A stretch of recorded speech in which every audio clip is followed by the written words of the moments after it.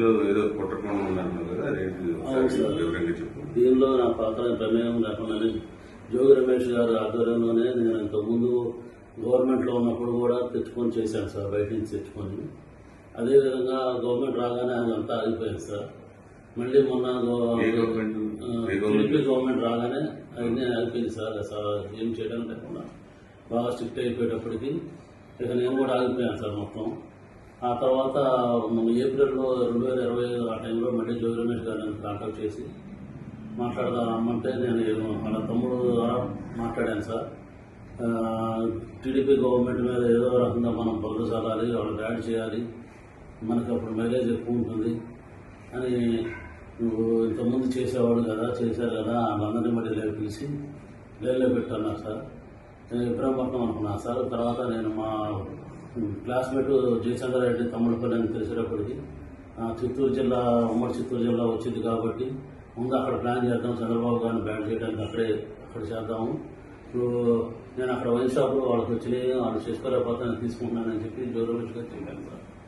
అయితే అక్కడే ప్లాన్ చేయాలని చెప్పారు. నేను అక్కడ లోపల అతను ఉన్న పాలక సిద్ధాన్ని అతను పట్టుకొని అవన్నీ రూమ్ అద్దెకి తీసుకొని వేరే వాళ్ళ పేరు మీద అక్కడ సెటప్ అంతా చేశాను సార్. చేసిన తర్వాత ఎవరైతే ఉన్నారో వాళ్ళకి తెప్పించి ఇవన్నీ రెడీ చేయించు, మందు తయారు చేయడానికి కావాల్సిన స్పిరిట్, లేబుల్, క్యాప్లు అన్నీ, దాన్ని కలిపేదానికి కావాల్సిన కెమికల్స్ అన్నీ తెప్పించి బాలాజీ ద్వారా చేశాను సార్. అది ఎప్పటికప్పుడు 1 నెల 2 నెలల్లో ఇది ఇలా అంతా రెడీ చేసి పెట్టండి. రెడీ చేసి ఎప్పుడైతే పెడతారో అప్పుడు మొత్తం ఎక్కువగా ఉన్నప్పుడు మీరు ఎవరు లేని సమయం చూసి దాన్ని గవర్నమెంట్ మీద బొజ్జాలుగా నీకేం కాదు, నీకు ఏమైనా ఇబ్బంది అయినా నేను చూసుకుంటాము. నేను బాగా ఆర్థిక ఇబ్బందుల్లో ఉన్నానండి.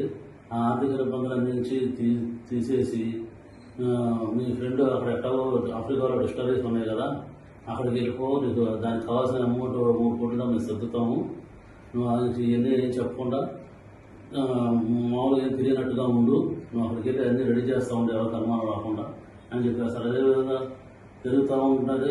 ఏ నెల అక్కడ కుర్రోడు కూడా వెళ్ళిపోతానంటే నేను గట్టిగా అడిగాను సార్, ఇబ్బంది అవుతుంది అని అడిగితే మొన్న సెప్టెంబర్ 20వ తారీఖు తర్వాత ప్లాన్ చేద్దాం, నువ్వు మీ ఫ్రెండ్ ఎక్కడున్నాడో కనుక్కో అంటే నేను కనుక్కుంటే ఆఫ్రికాలో ఉన్నానని చెప్పాడు సార్. అయితే నువ్వు కూడా ఆఫ్రికా వెళ్ళిపో, అతనితో టచ్లో ఉంటూ నేను పెట్టుబడి పెడతానని చెప్పి కమిట్మెంట్ తీసుకో, నీకు ఇబ్బంది లేకుండా ఉంటుంది, మేము ఇక్కడ అడ్జస్ట్మెంట్ చేస్తాం, అమౌంట్ అంతా మీ బ్రదర్కి చేస్తాం, మీకు ఎటువంటి పరిస్థితులు ఏమీ ఇబ్బంది లేకుండా మేము చూసుకుంటాము, ఎట్లాగో ఇబ్బందులు పడ్డావు కదా, ఎందుకంటే ఇబ్బంది ఏం పడతావు, దాన్ని వెళ్ళిపో, అక్కడైతే నీకు అన్ని రకాలుగా ప్లస్ అయితే నీకు బాగుంటుంది. మాకు కూడా ఇక్కడ గవర్నమెంట్ మీద తప్పుడు ఆరోపణలు చేస్తే మాకు కూడా కలిసి వచ్చింది, మాకు కూడా మా వైసీపీ గవర్నమెంట్ కూడా కలిసి వచ్చింది అని కొన్ని రకాలు భయపెట్టి కొంచెం డబ్బు ఆశ చూపి అన్ని రకాలుగా చేశారు సార్ నన్ను. ఆ తర్వాత లాస్ట్కి ఇంకా 20 నేను టికెట్ బుక్ చేసుకున్నానని చెప్పాను సార్, 24 వెళ్తానికి. అప్పుడు 23 మళ్ళీ ఇంటికి రమ్మన్నాను సార్.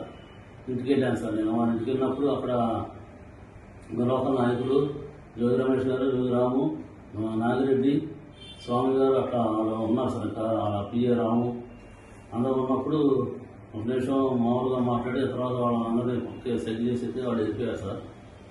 వాళ్ళు వెళ్ళిపోయిన తర్వాత ఇవన్నీ డిపార్ట్మెంట్ ద్వారా మన సురేష్ ద్వారా ఏలూరు జిల్లా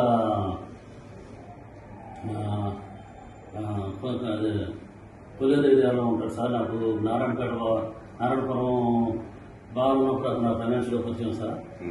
అతని ద్వారా ఈ డిపార్ట్మెంట్కి అక్కడికి ఇన్ఫర్మేషన్ పాస్ చేసి అది రైడ్ చేయించారు సార్. ముల్కన్ జిల్లాలో రైడ్ చేయించి అది సరికంతా పట్టించి గవర్నమెంట్ మీద వ్యవస్థగా మాట్లాడి గవర్నమెంట్ ఇలా తప్పులు చేస్తుంది అని చెప్పి బాగా చేసి చాలా యాంటీ చేసుకొద్దాం ట్రై చేశారు. కానీ చంద్రబాబు గారు పార్టీ నాయకులను సస్పెండ్ చేసేటప్పటికి అంత ఎక్కువ హైలైట్ అవ్వలేదు జనార్దన్ అని చెప్పి మళ్ళీ నాకు కాల్ చేసి మీ దాని మీద కూడా చూపించేద్దాం, నువ్వు అక్కడ బాగా పెట్టే సరుకులు ఇక్కడ తెచ్చిపెట్టేసి గొడవలో పెట్టు, అది మీ తమ్ముడు ద్వారా డిపార్ట్మెంట్ వాళ్ళకి తెలియజేసి నేను సురేష్ మా ద్వారా సాక్షి టీవీను వాళ్ళందరినీ తీసుకొని వస్తాను, నాయకులందరినీ తీసుకొని వస్తానని చెప్పి అలర్ట్ చేసి నాకు అక్కడ ముందు రోజే అన్నీ అక్కడ తెప్పించి పెట్టించారు సార్. వాళ్ళ మనుషుల ద్వారా అక్కడ తెప్పించి పెట్టించారు సార్.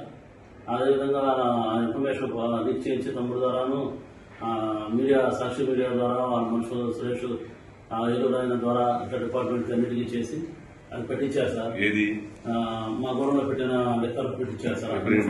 పక్కన గోడంలో బాధితులుగా ఉన్న గోడంలో అంతతో అది పోకుండా మళ్ళీ అక్కడ ముందు రోజే అక్కడ ఎన్ని బాగా చేస్తున్నట్టుగా ఖాళీ క్యాన్లు కూడా పెట్టించారు సార్. ఖాళీ ఎంటీ క్యాన్లు పెట్టారు సార్. ఎంటీ క్యాన్లు పెట్టించేసి ఇదంతా బాగా జరిగిపోతుంది, ఇక అన్ని రాష్ట్రంలో అన్ని ఏరియాల్లో ఇలాగే చేస్తున్నారు అని చెప్పి అని బాగా బాగా హైలైట్ చేశారు సార్. ఈ గవర్నమెంట్కి చాలా బ్యాడ్ నేమ్ వచ్చింది, బాగా జరిగింది, నీకు చూసుకుంటా నువ్వు రావాల్సి లేదని చెప్పారు సార్ నాకు. ఆ చెప్పిన రోజు నుంచి నాకు ఈ రోజు వరకు కూడా నాకు యాంటిసిపేటరీ వేరే అన్నారు, సంతకం కూడా ఆఖరి తీసుకోలేదు సార్. దీనితో పాటు మా తమ్ముడిని కూడా అరెస్ట్ చేసి మా తమ్ముడికి చేస్తున్నట్టు కూడా ఇన్ఫర్మేషన్ ఏం లేదు సార్, తెలుస్తారని కూడా. ఆ లాయర్ గారి ద్వారా కూడా నాకు ఏం జరిగిందని నాకు నమ్మకం లేదు సార్. నాకు ఇవన్నీ అవ్వదని చెప్పేసి నేనే వచ్చి డిపార్ట్మెంట్ సహకరించి గవర్నమెంట్ మీద నా మీద జరిగింది, నేను వల్ల ఇబ్బంది పడింది అన్నీ చెప్పేసి ఇక డిపార్ట్మెంట్ గారు సహకరిద్దామని చెప్పి నేను వచ్చేసాను సార్. ఇదంతా మేము నమ్మదగ్గగా మేమెందుకు నమ్మాలి? ఇది మీరు ముందు మీ ఫ్రెండ్నే కదా మీ ఆయన జయచంద్రారెడ్డి, ఆయన అసలు ఆయన ఎందుకు ఇరికించారు? మరి ఈ విషయంలో ఇరికించలేదు సార్. ఆయన ఏం చేశాడంటే పెద్దిరెడ్డి గారు రామచంద్రెడ్డి గారు పక్క కాన్స్టిట్యున్సీ, ద్వారకానాథ్ రెడ్డి ఆ కాన్స్టిట్యున్సీ, మిగిలిరెడ్డి ఆయనే చూసుకుంటాడు మొత్తం. మీ ఫ్రెండ్కి మళ్ళీ గెలవడం, మీ ఫ్రెండ్కి రాదు సీటు, మొత్తం మా ఆంధ్రలోనే ఉంటుంది, మీ ఫ్రెండ్కి ఏం కాదు, పోయినా ఎట్లాగో ఓడిపోయినట్టే కదా, ఇక మళ్ళీ సీటు రాదు, గెలవడం మీ ఫ్రెండ్, మీ ఫ్రెండ్ ఎట్లాగో ఆఫ్రికాలో వ్యాపారాలు చూసుకుంటాడు, మీరు కూడా అక్కడికే వెళ్ళిపోయి చూసుకొని మీరు ఇట్లా వచ్చానని చెప్పకుండా మీ ముందే మాట్లాడుకుంటున్నారు కాబట్టి మీకు ఇబ్బంది ఉండదు అలా చెప్పి నమ్మించి చెప్పారు సార్. నాకు ఇక డబ్బులు ఎప్పుడైతే నాకు బాగా ఇబ్బందులు, ఆర్థిక ఇబ్బందులు ఉండడం వల్ల బాగా పబ్లిక్ ప్రెజర్ చేయడం, రిలయన్స్ వాళ్ళు, శ్రీరామ్ వాళ్ళు బాగా ప్రెజర్ చేయడం వల్ల నేను ఉండే అన్ని ఆప్షన్కి వచ్చేసింది సార్. నేను ఉండే ఇల్లు కానీ ఉండే బార్ ప్రిమిసెస్ కానీ ఆప్షన్కి వచ్చేసింది సార్. ఇక నాకు తట్టుకోలేక ఆయన చెప్పింది వినేసి ఆయన ఆస్తి ఇచ్చిన 3 కోట్లు నాకు ఇస్తారనుకున్నాను, ఎప్పుడైనా తీరుతారనుకొని నేను ఓకే అన్నా సార్, చేసేదానికి ఓకే అన్నా సార్. మరి ఈయన ఎన్నాళ్ళుగా పరిచయం మీకు? ఈయన నాకు చిన్నప్పటి నుంచి పరిచయం సార్, జోగి రమేష్ గారు. నాకు నేను చిన్నప్పటి నుంచి నాకు జయచంద్రారెడ్డి గారు జయచంద్రారెడ్డి చదువుకున్నప్పుడు సార్ మాకు అప్పుడు మళ్ళీ ఎక్కడ engineering Vidyanagar MBK rest Gudur దగ్గర దానిలో ఎంబీకే రెస్ట్ చదువుకున్నప్పుడు పరిచయం సార్. మళ్ళీ ఎలక్షన్ టైంలోనే మేము వెళ్ళాం సార్ ఆయన దగ్గరికి. ఆ టైంలో మా క్లాస్మేట్స్ అందరం వెళ్ళి కలిసి అక్కడ క్యాంపెయిన్ దగ్గర వెళ్ళి పార్టిసిపేట్ చేసాం సార్.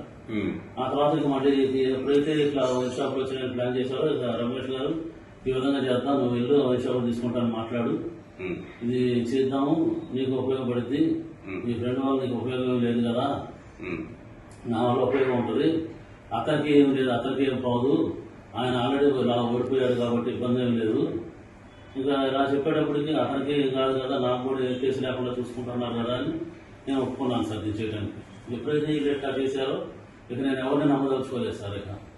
ఇక ఎవరు ఇస్తానా లేదు, నేను ఎట్లాగో ఇబ్బంది పడిపోయాను, ఇంకా మళ్ళీ ఇక ఇబ్బంది పడకూడదని చెప్పేసి వచ్చి ఇక సరెండర్ అయితే ఇక గవర్నమెంట్ ఏ శిక్ష సెక్షన్ అనుభవిస్తాను దానికి రెడీ వచ్చేసాను సార్ నేను. సరే.